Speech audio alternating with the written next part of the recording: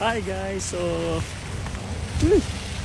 dito tayo ngayon sa Montreal. Ayan o, ganito kalakas ang snow ngayon. So pakita ko sa inyo. So ayan, parang mga bulak, no? Pero snow yan. Tingnan nyo yung mga sasakyan, no? Diba? Pero hindi masyadong malamig ngayon kasi ano lang positive 3. Yan, so ano ba yan, nakain ko na. Uy, ang daming tao. Andali, post ko muna. So ayan, pinost ko muna kasi nakakahiya naman sa kanila. Nga pala, itong mga bus na to ay electric bus. Paano ba natin i-zoom in? Zoom in? Ay ba tayo ma-zoom in? Sige na nga. Yan, mga electric bus yan. Puntahan natin.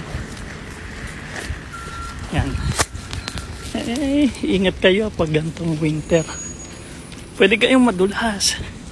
Yan, mga electric bus yan. Di kuryente. Yan o, nakalagay o. 99% battery. Oh, hindi pinasaka yung isa. Yan, so grabe ang tindi na snow, no?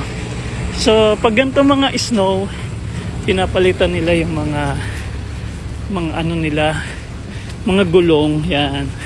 Yung mga winter tires na tinatawag. Tapos, eto namang mga to, yan, kinakayod nila yan, kinukudkud nila yan. Yan. So, sa pananatili ko dito, pananatili, grabing Tagalog yun ah. So, sa pagstay ko dito sa Canada for, lamig na snow ah. Yan, so, tuloy ko sa 2 taon na pagstay ko dito. Yan. Unti-unti ko na-embrace yung climate, yung weather talaga dito ay season parang buhay, no?